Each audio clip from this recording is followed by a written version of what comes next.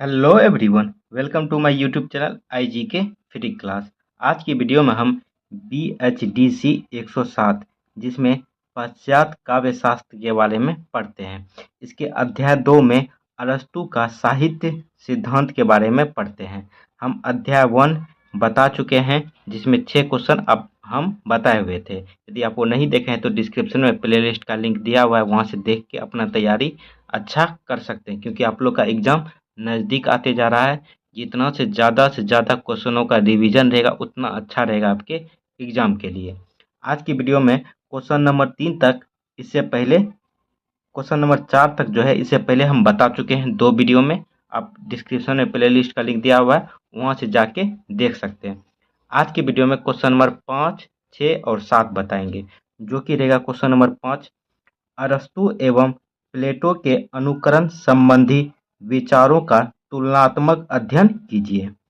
Question number 6 रहेगा, अरस्तु के चिंतन के संबंध में बुचन का क्या मत था। बुचन एक प्रोफेसर थे, इनका क्या मत था अरस्तु के चिंतन के संबंध में। क्वेश्चन नंबर 6 रहेगा। क्वेश्चन नंबर 7 रहेगा आपका, अरस्तु के अनुकरण सिद्धांत पर भारतीय अनुमिति सिद्धांत की तुलनात्मक व्याख्या कीजिए। देखिए क्वेश्चन नंबर 5, 6, 7 इस वीडियो में चर्चा करेंगे। वीडियो थोड़ा सा बड़ा होगा, आप लोग धैर्य बना के पूरा वीडियो जरूर देखें ताकि इन तीनों में से कोई भी क्वेश्चन आपके एग्जाम में पूछ लिया जाए तो आपसे नहीं छूटेगा। बशर्ते आप पूरा वीडियो देखने का प्रयास करें। पूरा वीडियो देखने के बाद कमेंट जरूर करें कि कैसा लगा आपको यह वीडियो। चलिए आइए स्टार्ट करते हैं क्वेश्चन नंबर 5। हाँ, आप लोग एक छोटा सा रिक्वेस्ट है कि जो भी न्यू स्टूडेंट इस चैनल के साथ पहली बार जुड़े हैं, चैनल को आप लोग जरूर सब्सक्राइब कर दें, वीडियो को लाइक कर दें।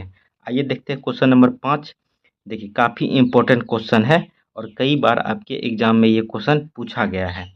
क्वेश्चन है, अरस्तु एवं प्लेटो के अनुकरण संबंधी विचारों का तुलनात्मक अध्ययन कीजिए।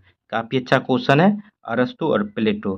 ठीक है, तो इन दोनों का अनुकरण संबंधी जो विचार था उसका तुलनात्मक अध्ययन करने के लिए कहा जा रहा है। आप लोग जानते ही होंगे कि अरस्तु के जो गुरु थे वो प्लेटो थे। ठीक है, तो आइए इसको विस्तार से जानने का प्रयास करते हैं। देखिए, अरस्तु एक ग्रीक दार्शनिक थे। अरस्तु प्लेटो के सबसे प्रिय शिष्य थे। हम पहले ही बताए थे कि अरस्तु जो है ये प्लेटो के शिष्य थे, यानी प्लेटो गुरु थे अरस्तु का। वे दुनिया के बड़े विचारकों में से एक थे। अरस्तु के विचारों पर अपने गुरु प्लेटो के विचारों का सर्वाधिक प्रभाव पड़ा। जरूरी नहीं कि यह प्रभाव किसी सिद्धांत को आगे बढ़ाने के लिए हो। सिद्धांत पर चिंतन कर उस पर प्रतिक्रिया देना भी एक प्रकार का प्रभाव ही है। इस दृष्टि से अरस्तु का अनुकरण सिद्धांत एक स्तर पर प्लेटो के अनुकरण सिद्धांत की रचनात्मक प्रतिक्रिया है। एक तरह से यह उसका विकास भी कहा जा सकता है। देखिए आगे, दार्शनिक प्लेटो ने कला और काव्य को सत्य से तिहरी दूरी कहकर उसके महत्व को बहुत कम किया है। किसने? प्लेटो ने। जबकि अरस्तु ने अनुकरण में पुनः सृजन की बात की है।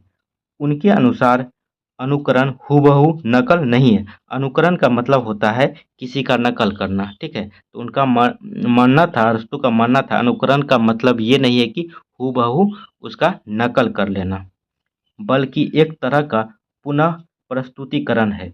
अरस्तु अपनी बात को समझाते हुए कहते हैं कि कवि प्रतीयमान, संभाव्य अथवा आदर्श तीनों में से किसी का भी अनुकरण करने के लिए स्वतंत्र है, जिसे वह संवेदना, ज्ञान, कल्पना, आदर्श आदि के द्वारा अपूर्ण को पूर्ण बनाता है। देखिए, काव्य को कला का ही एक रूप मानने वाले प्लेटो के कला और काव्य संबंधी विवेचन से सौंदर्य शास्त्रीय एवं काव्य शास्त्रीय चिंतन में अनुकृति सिद्धांत का समावेश हुआ। उनके अनुसार काव्य, साहित्य और कला जीवन और प्रकृति का किसी न किसी रूप में अनुकरण है। प्लेटो के अनुसार कवि और कलाकार अनुकरण करते हुए मूल वस्तु या चरित्रों के बिंबों और दृश्यों की प्रतिमूर्ति उपस्थित करते हैं। वे उस वस्तु या चरित्र की वास्तविक स्थिति का, आइए आगे देखते हैं अब। देखिए, ज्ञान नहीं रखते। अरस्तू ने कलाओं को अनुकरणात्मक मानते हुए भी उनके महत्व को स्वीकार किया। यह प्लेटो के विचारों से अलग दृष्टि थी। कौन? अरस्तू। ये प्लेटो के विचार से जो है अलग दृष्टि रखते थे अरस्तू। देखिए, प्लेटो के विचार जहाँ नैतिक और सामाजिक आधार लिए हैं, वहीं अरस्तू की दृष्टि सौंदर्यवादी है। उन्होंने विरेचन सिद्धांत प्रस्तुत किया। इस सिद्धांत के अनुसार गंभीर कार्यों की सफल और प्रभावशाली अनुकृति वर्णन के रूप में न होकर कार्यों के रूप में होती है, जिसमें करुणा और भय उत्पन्न करने वाली घटनाएं होती हैं।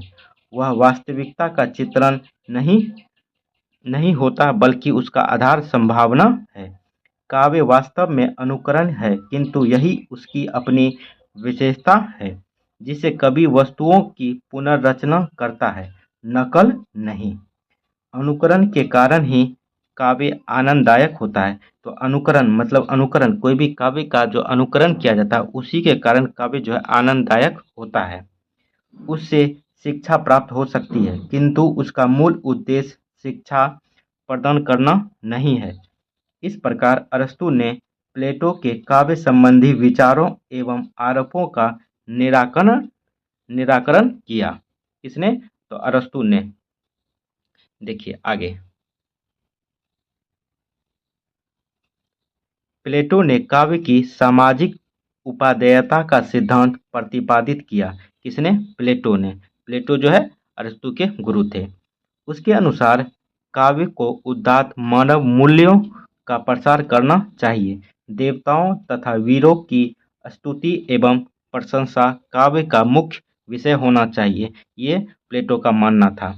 देखिए, काव्य चरित्र ऐसे होने चाहिए जिनका अनुकरण करके आदर्श नागरिकता प्राप्त की जा सके। प्लेटो ने जब अपने समय तक पर्याप्त काव्य की समीक्षा की तो उन्हें यह देखकर घोर निराशा हुई कि कविता कल्पना पर आधारित है। वह नागरिकों को उत्मोतक प्रेरणा एवं विचार देने की बजाय दुर्बल बनाती है। मतलब कि जब प्लेटो यह देखा कि उस टाइम जो कविता जो रचना हो रही थी वह कल्पना पे आधारित थी, तो उन्हें काफ़ी धक्का मिला। वो चाहता था कि जो है कविता जो है यह एक अच्छे चरित्र निर्माण कर सके, उस तरह की कविता रचा जाए। देखिए आगे, प्लेटो के विचार से सुव्यवस्थित राज्य में कल्पनाशील कवियों को रखना ठीक नहीं होगा, क्योंकि इस प्रकार के कलाकार झूठी भावात्मकता उभार कर व्यक्ति की तर्क शक्ति कुंठित कर देते हैं, जिससे भले बुरे का विवेक समाप्त हो जाता है। देखिए, काव्य कला सर्वोच्च अनुकरणात्मक कला है तथा अन्य सभी ललित कलाओं एवं उपयोगी कलाओं से अधिक महत्वपूर्ण है। नाटक काव्य कला का सर्वाधिक उत्कृष्ट रूप है। प्लेटो की तरह राजनीति और दर्शनात्मकता की दृष्टि से देखने की बजाय अरस्तू ने काव्य की समीक्षा स्वतंत्र रूप से की है। तो क्वेश्चन नंबर 5 देख लिए। आइए आप क्वेश्चन नंबर 6 देखते हैं। ये भी काफ़ी इंपॉर्टेंट है आपके एग्जाम के लिए। क्वेश्चन है आपका कि अरस्तू के चिंतन के संबंध में बूचन का क्या मतलब। बूचन भी एक तरह से प्रोफेसर थे, वह अरस्तू पे ज़्यादा शोध किए हुए थे, तो उनका क्या मत था। तो आइए इसको देखते हैं। अनेक आलोचकों ने अरस्तू की अलग अलग व्याख्या की है, लेकिन प्रोफेसर बूचन अरस्तू के प्रमुख व्याख्याकार थे। उनका मत है कि अरस्तू अनुकरण के सिद्धांत, सदृश विधान अथवा मूल का पुनरुत्पादन सांकेतिक उल्लेखनीय नहीं है। कोई भी कलाकृति मूल वस्तु का पुनरुत्पादन जैसी वह होती है बिल्कुल वैसी नहीं करती, बल्कि जैसी वह रचनाकार की इंद्रियों को प्रतीत होती है वैसे ही करती है। इसका अर्थ यह है कि अनुभव से गुजर कर वह रूप लेती है। कृति की रचना में रचनाकार का अपना अनुभव जुड़ा होता है। कोई भी रचनाकार अपनी रचना या कलाकृति को इंद्रिय बोध सापेक्ष कर देखिए आगे। फिर से सृजित करता है। वह उसका यथातथ्य ठीक वैसा ही अनुकरण नहीं करता। रचनाकार के लिए कला का संवेदन तत्व भावुकता और मन की मूर्ति विधायनी शक्ति के प्रति होता है, न कि ग्रहण करने वाली बुद्धि के प्रति। कई स्वच्छवादी व्याख्याकारों ने साहित्य को अनुकरण तक सीमित करने के लिए अरस्तू पर सवाल उठाए। बूचर के अनुसार कौन कहता है कि कलाकार या कवि अनुकर्ता है? वह तो ईश्वर की तरह स्वयं करता है, काव्य जगत का निर्माता है। बूचर रचनाकार को सिर्फ अनुकरण के सीमित अर्थों तक बांध देने के विरोधी थे। वह उसे सृष्टा के रूप में देखने के पक्षधर थे। प्रोफेसर बूचर ने अरस्तू के अनुकरण के सिद्धांत को बड़ी गहराई से समझाया। वह अरस्तू के अनुकरण के सिद्धांत को सदृश विधान या मूल का पुनरुत्पादन मानते हैं। प्रोफेसर बूचर के दृष्टिकोण की तरह तरह एटकिंस ने भी अनुकरण को सृजनात्मक दर्शन की किया या पुनः सृजन का ही दूसरा नाम माना है। प्रोफेसर बूचर की बात का एक तरह आगे बढ़कर समर्थन करते हुए स्कॉट जेम्स ने अनुकरण को जीवन का कल्पनात्मक पुनर्निर्माण कहा है। स्कॉट जेम्स ने अनुकरण को जीवन के कल्पनात्मक पुनर्निर्माण का पर्याय माना है। तो क्वेश्चन नंबर 6 देख लिए। आइए अब क्वेश्चन नंबर 7 देखते हैं। ये भी काफ़ी इम्पोर्टेंट क्वेश्चन है आपके एग्जाम के लिए। देखिए क्वेश्चन नंबर 7 है। देखिए क्वेश्चन नंबर 7 भी इम्पोर्टेंट है, जो है अरस्तु के अनुकरण सिद्धांत पर भारतीय अनुमिति सिद्धांत की तुलनात्मक व्याख्या कीजिए। तो अरस्तु का जो अनुकरण सिद्धांत है वह भारतीय अनुमिति सिद्धांत जो है था, वो रस का सिद्धांत, उन दोनों में तुलनात्मक व्याख्या करना है। तो आइए इसको ध्यान से सुनते हैं, हम देखते हैं। शंकुक भारत नाट्य शास्त्र के व्याख्याता थे। इनकी व्याख्या प्राप्त नहीं है, पर अभिनव भारती में उसका उल्लेख है। भारत के रस सूत्र की इन्होंने जो व्याख्या की है वह अनुमितिवाद नाम से प्रसिद्ध है। शंकुक अनुमितिवाद का प्रतिष्ठापक तथा भावनाभुदय महाकाव्य के रचयिता थे। भट्ट लोलक के उत्पत्तिवाद का तथा सौहृदयों में रसानुभव न मानने वाले सिद्धांत का शंकुक ने सर्वप्रथम खंडन किया था। क्या खंडन किया था? आइए उसको देखते हैं। देखिए शंकुक अनुमितिवाद यानी अनुमानवाद, न्यायिक शंकुक विभाव आदि साधनों और रसरूप साध्य में अनुमापक भाव की कल्पना की थी और रस का आस्वाद अनुमान द्वारा अनुमेय या अनुमितिगम्य बताया। शंकुक ने रस की स्थिति सौहृदयों या सामाजिकों में मानी थी। चित्रतुरगादि न्याय की इनकी विवेचना के अनुसार अभिनय करने वाला नट सच का राम नहीं है, बल्कि चित्र में रेखांकित अश्व की तरह होता है। जैसे अश्व के चित्र को देखकर उसका अनुभव करते हैं, वैसे ही नट के अभिनयात्मक रूप को देखकर सहृदयों को राम का अनुभव होता है। इस प्रकार शंकुक ने रस की स्थितियों को सहृदयों या सामाजिकों में माना है। रस सूत्र की व्याख्या के संदर्भ में शंकुक कहते हैं कि जिसके अनुसार तमाम कारक तत्वों के प्रयत्नपूर्वक अर्जन के बाद अनुमान के बल पर अस्थायी भाव का अनुकरण किया जाता है और वह अनुकर्ता में ही प्रतीयमान होता है। शंकुक रस की स्थिति में अनुकारी की भूमिका को स्पष्ट करते हुए रस प्रक्रिया देखिए आगे लिए एक नए तथ्य को प्रस्तुत करते हैं। जब शंकुक मानते हैं कि नट अपने कुशल अभिनय द्वारा हाव भाव के माध्यम से प्रदर्शन करता है, तब नट में रस की स्थिति नहीं है, पर उसमें यह अनुमान कर लिया जाता है जब तक सहृदय या सामाजिक नट को उसके अभिनय कौशल के बल पर अभिनय करने वाले पात्र के रूप में नहीं समझता और तब तक उसे रसास्वाद भी प्राप्त नहीं हो सकता। नट के अभिनय कौशल को देखकर ही सहृदय भ्रम के कारण ही नायक का अनुमान करता है।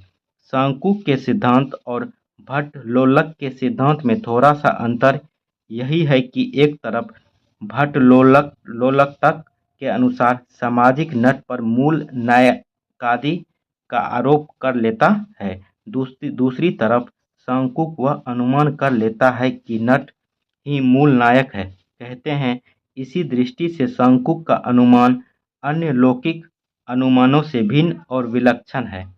इस अनुमानगत प्रतीति को न सत्य कहा जा सकता है, न मिथ्या, न प्रसंगग्रस्त और न ही सदृश्य रूप कहा जा सकता है। अतएव देखिए आगे, अतएव इस प्रतीति को उक्त चारों बुद्धिगत सम्यक मिथ्या, संशय और सदृश्य प्रतीतियों से अलग और विलक्षण कहा गया है। अनुकरण का सिद्धांत किस तरह से किया गया था, दोनों में तुलनात्मक, आइए उसको अब देखते हैं। अरस्तु का अनुकरण सिद्धांत एक स्तर पर प्लेटो के अनुकरण सिद्धांत की प्रतिक्रिया है और दूसरे स्तर पर उसका विकास भी। अरस्तु के अनुकरण सिद्धांत पुनर्रचना के समावेश की बात करता है। अनुकरण के द्वारा कलाकार सार्वभौम को पहचान कर उसे सरल तथा इंद्रिय रूप से पुनः रूपागत करने का प्रयत्न करता है। अरस्तु कलाकार को यह छूट देते हैं कि वे प्रतीयमान, संभाव्य अथवा आदर्श तीनों में से किसी का भी अनुकरण करने के लिए स्वतंत्र है। जैसे प्रोफेसर बूचर ने बहुत अच्छी तरह समझाया है कि अरस्तु के अनुकरण का अर्थ है कि कोई भी कलाकृति या रचना मूल वस्तु का पुनरुत्पादन तो कर सकती है, लेकिन यथावत नहीं, अपितु जैसी वह इंद्रियों को प्रतीत होती है वैसी करती है। ये अनुकरण का सिद्धांत के बारे में कहा गया है। देखिए, अरस्तु मानते हैं कि अनुकरण एक सृजन प्रक्रिया है। उनके अनुसार काव्य कला प्रकृति की सर्जन प्रक्रिया का अनुकरण करती हुई प्रकृति के अधूरे कार्य को भी पूर्ण करती है। अरस्तु के अनुकरण को इसी रूप में काव्य में समझाना चाहिए। अनुकरण की प्रक्रिया आनंददायक होती है। हम अनुकृति वस्तु में मूल का सादृश्य देखकर ही आनंद का अनुभव करते हैं। अनुमितिवाद और अनुकरण सिद्धांत के कुछ बिंदु हैं, उसको देखते हैं। सांकुक ने रस की स्थिति सहृदयों या सामाजिकों में मानी थी। अरस्तु अनुकरण को एक सृजन प्रक्रिया मानते हैं। देखिए आगे, सांकुक यह मानते हैं कि तमाम कारक तत्वों के प्रयत्नपूर्वक अर्जन के बाद अनुमान के बल पर अस्थायी भाव का अनुकरण किया जाता है और वह अनुकर्ता में ही प्रतीयमान होता है। अरस्तु मानते हैं कि हम अनुकृति वस्तु में मूल का सादृश्य देखकर ही आनंद की प्राप्ति करते हैं। सांकुक के अनुसार सहृदय ये अनुमान कर लेता है कि नट ही मूल नायक है। इसी दृष्टि से सांकुक का अनुमान अन्य लौकिक अनुमानों से भिन्न और विलक्षण है। अरस्तु का मत है कि अनुकरण के द्वारा कलाकार सार्वभौम को पहचान कर उसे सरल तथा इंद्रिय रूप से पुनः रूपागत करने का प्रयत्न करता है। देखिए, सांकुक का कहना है कि अनुमानगत नगत प्रतीति को न सत्य कहा जा सकता है और न मिथ्या, न संशयग्रस्त और न ही सदृश रूप कहा जा सकता है। अरस्तु कलाकार को यह छूट देते हैं कि वे प्रतीयमान, संभाव्य अथवा आदर्श तीनों में से किसी का भी अनुकरण करने के लिए बाध्य नहीं है, अपितु स्वतंत्र है। ये किसका मानना था? अरस्तु का। चलिए तीनों क्वेश्चन देख लिए। कैसा लगा वीडियो? कमेंट करके ज़रूर बताएं। आप लोग का एग्ज़ाम नज़दीक आते जा रहा है, जितना से ज़्यादा क्वेश्चनों का रिवीजन रहेगा उतना अच्छा रहेगा आपके एग्ज़ाम के लिए। तो आप लोग प्लेलिस्ट चेक करते रहें, ताकि आप सिर्फ मेरा वीडियो ही देख के जाइएगा सारा, तो आपको इसी में से क्वेश्चन देखने मिल जाएगा। चलिए, कैसा लगा वीडियो कमेंट करके आप लोग ज़रूर बताएं। चैनल को सब्सक्राइब नहीं किए हैं तो चैनल को ज़रूर सब्सक्राइब कर दें, वीडियो को लाइक कर दें। चलिए, थैंक यू। जय हिंद।